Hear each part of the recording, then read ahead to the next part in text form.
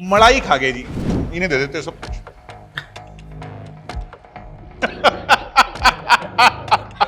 मनोहर लाल खट्टर का विरोध क्यों नहीं करते वो? नायब सिंह सैनी का क्यों नहीं करते? नरेंद्र मोदी का क्यों नहीं करते? अमित शाह का क्यों नहीं करते? सिर्फ एक दुष्यंत चौटाला। फिर वही लोग कहते हैं कि परिवार एक हो जाए तो पार्टी सत्ता में आ जाएगी, परिवार एक हो जाए तो हमारे पाप धुल जाएंगे। दुष्यंत के पास इतनी सिक्योरिटी है तो फिर भी उनको भागना पड़ा। हाँ, बिल्कुल भागना इसलिए पड़ा क्योंकि सिक्योरिटी पीछे थी और गनमैन आगे था, जिसके हाथ में गन थी, जिसने गन लोड करके तानी। तो दुष्यंत जाकर के उससे पूछने लगा, पीछे सिक्योरिटी भी आ गई, तो भागे क्यों? आप लोगों की किस्मत इतनी अच्छी है कि वो भी आपका कार्यकर्ता निकले। उस गाड़ी के अंदर हमारे पास ये सूचना है, ये आज आपके चैनल पे पहली बार बोल रहा हूं मैं, उस गाड़ी के अंदर बहुत बड़ी ऐसी एक खेप थी जिसको वो हमारे नाम करना चाहते। डीजीपी साहब ने कहा कि अगर मैं बोलने पे आ गया तो राजनीति होगी। हाँ तो बोलो, कौन रोक रहा है? आपके आकाओं ने बोला है कि मत बोलो। हमारे बच्चों को रात को 2-2 बजे उठाया जाता है, किस लिए? वो अपना हक मांग रहे थे। आज जब गाली दे रहे हैं तो कोई एफआईआर नहीं। ये जो कहते थे ना कि हम फोन पर धरती घुमा देंगे, अब इन पे बंदूकें भी तनेगी और ये बीजेपी तानेगी, जिस बीजेपी के एजेंडे पर आप काम कर रहे हैं। मैंने देखा है, ये तो बहुत शरीफ आदमी था नायब सिंह सैनी। आपके कैथल में ही हमने इकट्ठे वो जो जिला परिषद वाला मामला था, मैं मिला भी था इनसे। इतना अहंकार, यूं दिखाता है उंगली मीडिया वाले को। अरे मुख्यमंत्री जी, मीडिया की भी जबान बंद करना चाहते हो? दुष्यंत चौटाला पार्टी बनावे, तुम उसकी पार्टी तोड़ो। दुष्यंत चौटाला मेहनत करे, तुम उसका माल खाओ और इन्हें दे दो सब कुछ, इनके गले में डाल दो सब।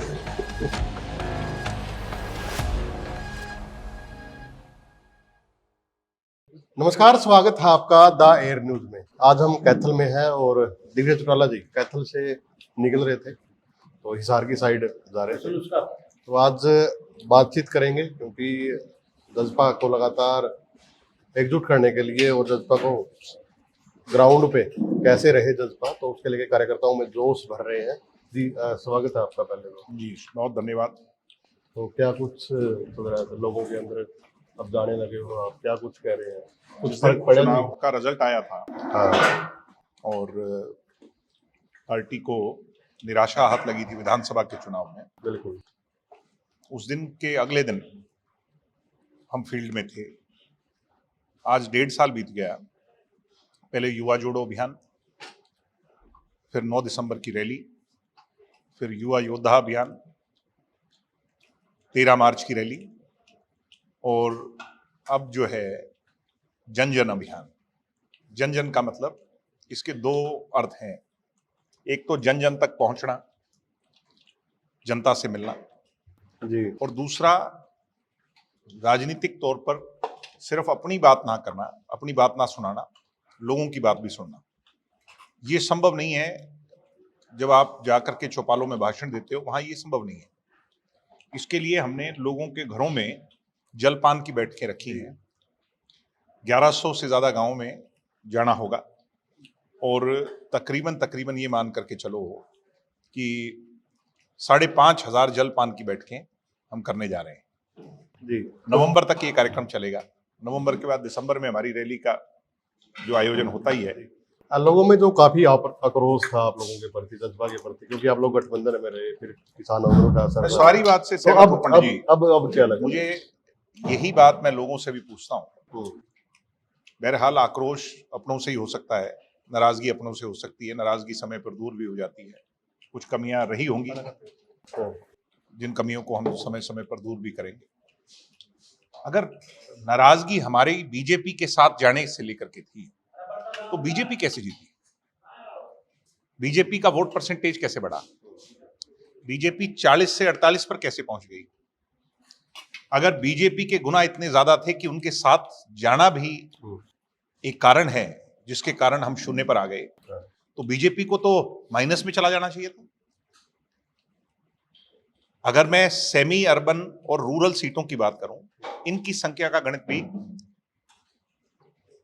67 बैठ जाता है हरियाणा में, 67 जी। तो यानी किसान आंदोलन के जो कर्णधार थे, अगर मैं उन सीटों की बात करूं तो वहां वो बीजेपी को क्यों नहीं हरा पाए? इसका जवाब किसी के पास नहीं है। मेन अब बात आप इस बात के फॉर्मूले से हमारी बात पे आ जाओ, जो बात आपने मेरे से पूछी। हाँ, मकसद सिर्फ और सिर्फ दुष्यंत चौटाला को कमजोर करने का था। उनको बीजेपी से कोई मतलब नहीं था। बीजेपी के तो वोट डाले उन लोगों ने। मैं आपको किसान आंदोलन के सिरमौरों के तथ्यों के साथ सबूत दे दूंगा, जो बीजेपी के साथ वोट डालने गए। दुष्यंत से तो उम्मीद थी ना, उन लोगों से तो पहले ही उम्मीद नहीं थी सर। तो फिर उनको जिता दिया और दुष्यंत चौटाला को हरा दिया। दुष्यंत चौटाला ने 75% कानून लागू किया। दुष्यंत चौटाला ने महिला को आरक्षण दिया। किसान की फसल की सीधी खरीद कर करके उसके खाते में जो सर छोटू राम का सपना साकार किया। तो जिससे उम्मीद थी, जो उसने किया, उसको दंड दिया। उसने तो दंड भी कबूल लिया। और बीजेपी जिसने कुछ नहीं किया, जिससे उम्मीद नहीं थी, जो जिसको हम ये कह दें कि बीजेपी जिसने किसानों के साथ हर गुनाह किया, पाप किया, किसानों पर बैरिकेड लगा दिए, कीले ठोक दी, इतने किसानों की शहादत हुई, उस बीजेपी को 48 सीट दे दी। जी, तो अब इस बात का जवाब जो आपने मेरे से सवाल पूछा, मैं आपसे ही पूछ लेता हूं। बहरहाल ये राजनीति है। सर वही कह रहे हैं राजनीति के अंदर परसेप्शन, किसी के बारे में क्या धारणा बनाई जाती है। हमारे खिलाफ हमारे जो दोस्त कम और दुश्मन ज्यादा की जो थ्योरी पे मैं बात करता हूं, सब लोगों ने एक धारणा बनानी शुरू कर दी। मलाई चाट गए। अगर मलाई हमने चाटी तो आज तक कांग्रेस और इंडियन नेशनल लोकदल के 39 विधायक हमारे खिलाफ कोई तथ्य विधानसभा में क्यों नहीं ला पाए? अगर दुष्यंत ने शराब घोटाला किया तो उसका तथ्य क्यों नहीं आया? अगर धान घोटाला किया तो उसका तथ्य क्यों नहीं आया? रजिस्ट्री घोटाला किया तो उसका तथ्य क्यों नहीं आया? मलाई खा गए जी।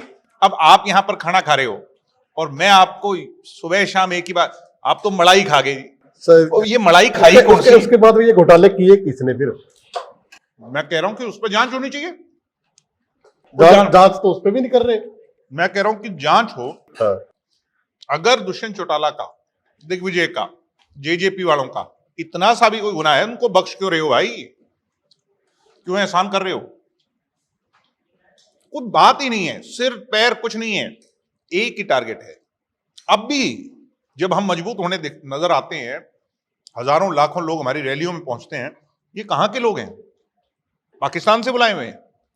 रैली तो हरियाणा में सभी सफल होती है सर। मैं वही कह रहा हूं, अगर हमारे साथ ये लोग तो बीजेपी की नहीं होती, कांग्रेस के लोगों की नहीं होती। उनकी रैली विफल हो रही है, हमारी रैली सफल हो रही है। सिरों की गिनती हमारे साथ है। रैलियां ही हमारी पहले 19 में सफल हुई थी। बदनाम करने के लिए एक प्रोपेगेंडा रच दिया इन लोगों ने। मैं पूछ रहा हूं, हम गुनेगार हैं, ठीक है, मान लिया। ये बीजेपी वाले तो हमारे से मोटे गुनेगार थे। इनको क्यों उचाना में जिता दिया, बाडड़ा में जिता दिया, राई में जिता दिया, बहादुरगढ़, नरवाना जैसी सीट। तो जानते आप भी हो, जानता मैं भी हूं, सारा का सारा षड्यंत्र भाई दुष्यंत सिंह चौटाला को। और इस बार कर लिया, दुगनी ताकत से अगली बार उभरेंगे, इसमें कोई दो राय नहीं है।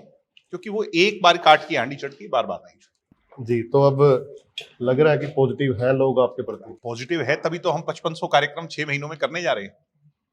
1100 गांव में हमें लोग बुला रहे हैं, जहां 1-1, 2-2 चाय है, वहां 10-10 चाय हो रही है।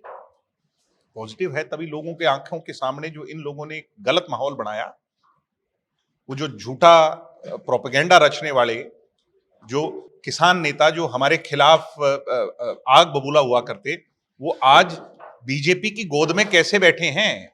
वो मुख्यमंत्री से क्यों मिल रहे हैं? यानी सोचने की बात है। आप इसको जितना गहराई से सोचोगे, आपको उत्तर जरूर मिलेगा। अब पीछे जो एक घटनाक्रम हिसार में हुआ, उसमें फिर वही जो सांप बिलों में छुपे हुए थे कि मौका मिलना चाहिए दुष्यंत चौटाला के खिलाफ, एक फिर से माहौल बना। ना सिर ना पैर, बात कुछ और है और बात को बनाने का प्रयास कुछ और है। जी, आप लोगों ने भी अच्छा माहौल बनाया वहां पे। और उसके बाद जैसे छात्र हित पंचायत रखी, आप नेताओं से मिले, किसान नेताओं से, राकेश टिकैत जी ने बल्कि आह्वान कर दिया था कि मैं आऊंगा। लेकिन उसके बाद क्या कारण है? वही लोग जो बिलों में छुपे हुए थे वो बाहर निकल गए। वो बाहर निकले। उन्होंने फिर माहौल बनाने का पूरा प्रयास किया, और फिर जिस दिन वो कार्यक्रम हो गया, उसके बाद वो फिर बिलों में घुस गए। ये सोचने की बात है।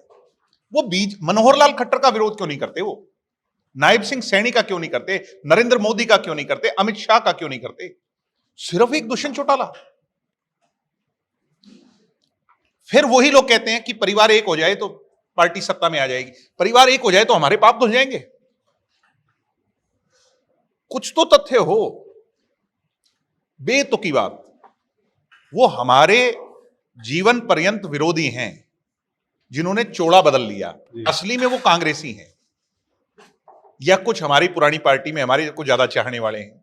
वो जब हमारा विरोध करना होता है तो किसान का पटका पहन लेते हैं, अन्यथा वो कांग्रेसी या बीजेपी या इनेलो वाले हैं। जी, दुष्यंत चौटाला को इतना गुस्सा क्यों आया कि उनको गाड़ी के पीछे भागना गुस्सा नहीं पड़ा? आया। दुष्यंत चौटाला ने कहा सिविल गाड़ी, बिना नंबर प्लेट की, काले शीशों की, बिना पुलिस की आइडेंटिटी की, उस पर मुझे कोई बंदूक दिखा रहा है तो कम से कम मैं उसको ये पूछूंगा तो सरी भाई तू कौन है?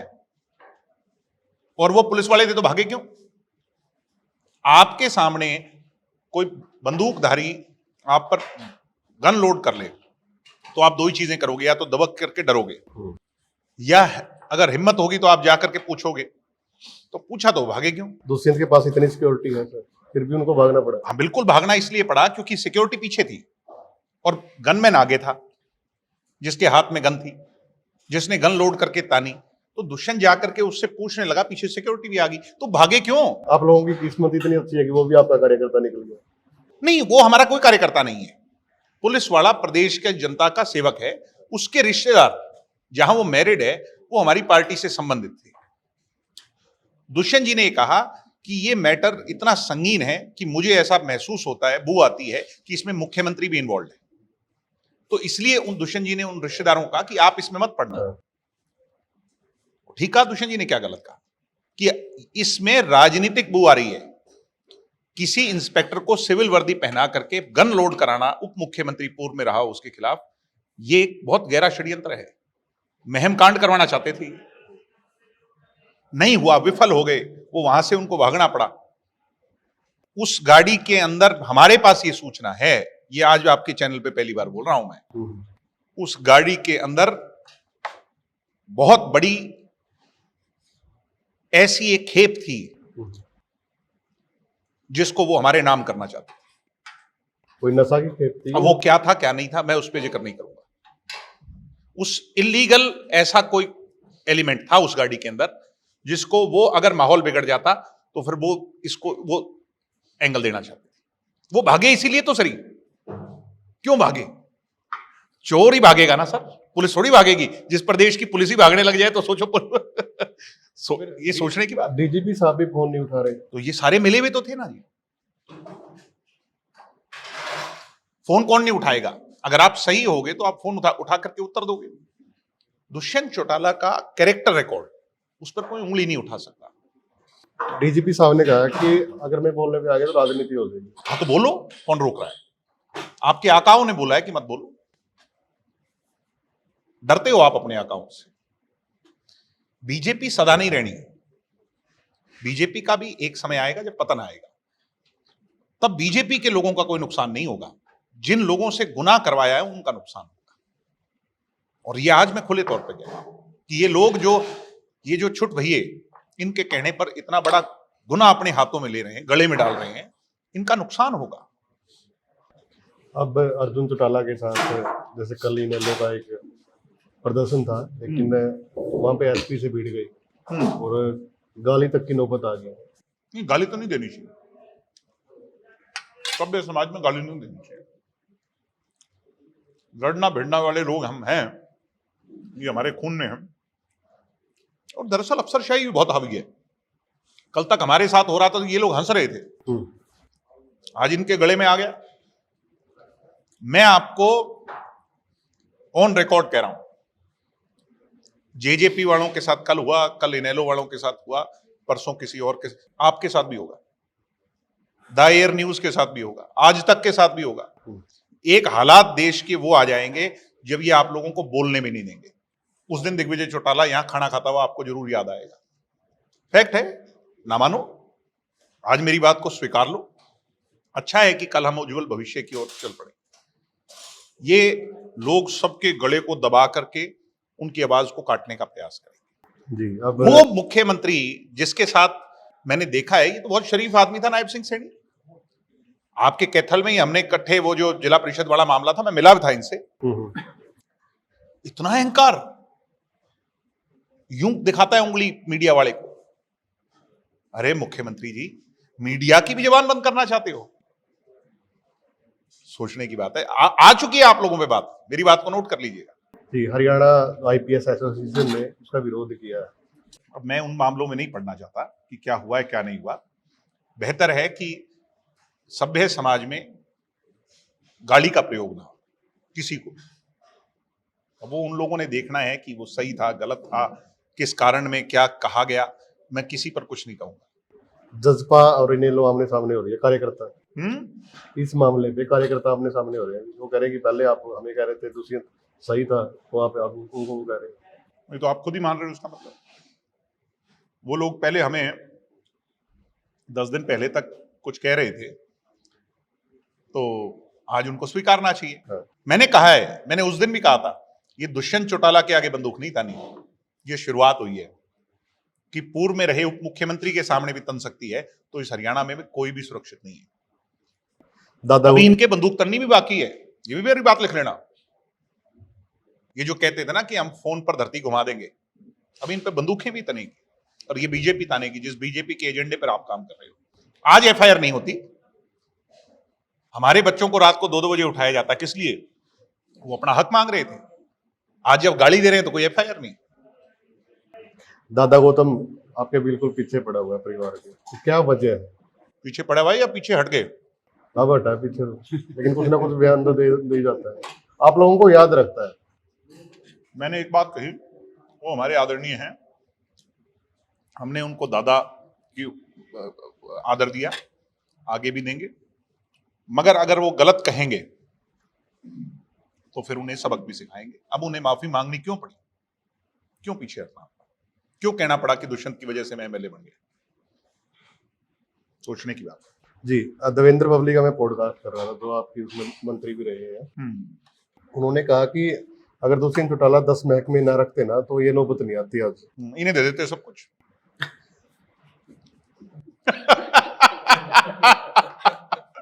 दुष्यंत चौटाला पार्टी बनावे, तुम उसकी पार्टी तोड़ो। दुष्यंत चौटाला मेहनत करे, तुम उसका माल खाओ, और इन्हें दे दो सब कुछ, इनके गले में डाल दो सब कुछ। फिर ये जनता हमारे से जवाब मांगे तो फिर ठीक है, दुष्यंत से जाके पूछो। ये बात भी मैंने पूछी कि आप तो अपनी पार्टी को अपने नाम करना चाह रहे थे, वो कह रहे कि नहीं, ऐसी कोई बात ही नहीं हुई। भगवान के घर जाना है सबने, आपने भी, मैंने भी, उन्होंने भी। मैं उनका आदर करता हूं, मेरे से बड़े हैं वो।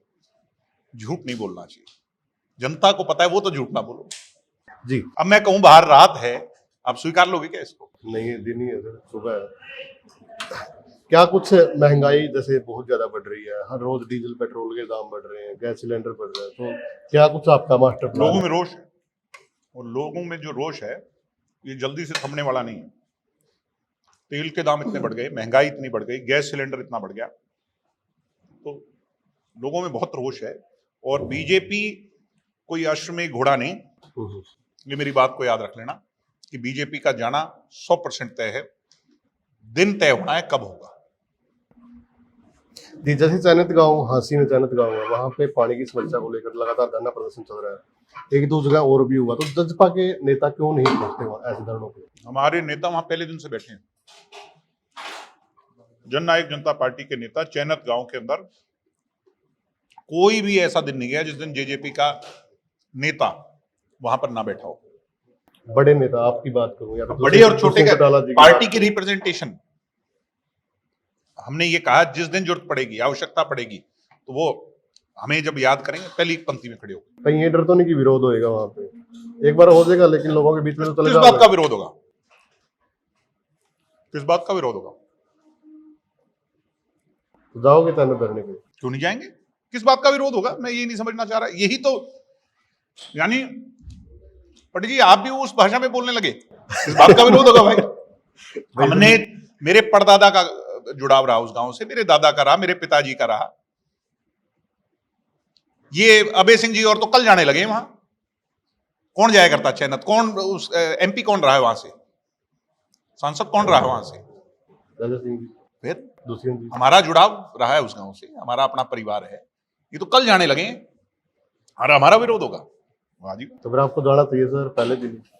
बिल्कुल जाएंगे। हमारे कार्यक्रम लगे हुए हैं, हमारा हर पार्टी का कार्यकर्ता इलाके का और नेता वहां मौजूद है और हम भी जाएंगे। जी क्यों नहीं जाएंगे? उनकी समस्या हमारी समस्या है, हम उस आवाज को उठा रहे हैं और क्यों नहीं जाएंगे। जी, तो जैसे आप अब छोटी छोटी चीजें भी दिखा रहे हो, जैसे कोई हाईवे है उस पे गड्ढा हो रहा है, तो इन चीजों को वो मेरे हल्के की बात है। हाँ। मेरे हल्के के अंदर मेन हाईवे पे एक बहुत भयंकर गड्ढा था हम्म, जिसमें किसी की जान जा सकती है। मैंने कई बार उसकी कंप्लेंट करी, किसी ने सुनवाई नहीं करी। मैंने कहा कि कई बार कुछ चीजें सोशल मीडिया पर आकर समझ आती हैं, उसको भर दिया उन लोगों ने शायद गड्ढे। मेरे कहने से अगर किसी की जान बच गई तो क्या बड़ा है? क्या पता छोटी सी चीज किसी के लिए, किसी के परिवार के लिए बहुत बड़ी हो जाती है। सोचने की बात। तो आपके हल्के में तो आप काफी जोर लगा रहे हो या पूरे हरियाणा में ज्यादा लगा रहे हो? मेरा हल्का तो डबल ही है, मगर पूरा हरियाणा हमारा घर है, हमारा अपना है। हमारे पुरखों की कमाई से ये हरियाणा बना है और ये पूरे हरियाणा की जिम्मेवारी हमारी है। इनके सुख दुख के हम हिस्सेदार भागीदार हैं। पूरे हरियाणा में जाएंगे, सभी 90 हल्कों में नवंबर तक हम जाएंगे। नगर निकाय चुनाव हुए थे, तो क्यों नहीं हिस्सा लिया सर आपकी पार्टी ने? ये पार्टी के स्तर पर फैसला हुआ कि हम किसी भी चुनाव में उतरे पूरी तैयारी से उतरे। कमजोर तैयारी से उतरने का परिणाम क्या होता है ये आपने देख लिया। कांग्रेस और दूसरे राजनीतिक दलों का क्या हाल हुआ। हमारा भी वही हाल होता तो उसका हमें फायदा होता या नुकसान होता? उकलाना की साइड तो ठीक रहता मैं वही कहता कि वहां पर नहीं, वहां पर तो निर्दलीय को सब लोगों ने समर्थन दे दिया था। हाँ, वहां तो कोई दूसरा था ही नहीं। वहां तो आम आदमी पार्टी ने भी समर्थन दे दिया, बता दिया था कि ये हमारी है। नहीं, हमने वो क्रेडिट लेने की बात। क्या कुछ संदेश आप दोगे सर? संगठित होना पड़ेगा, लड़ना पड़ेगा, जनता में रहना पड़ेगा। जो जनता में रहेगा वो जीतेगा, उसको कोई रोक नहीं सकता। देर सवेर ये जो बहरूपिये बदनाम करने के लिए आते हैं ये एक्सपोज हो जाएंगे।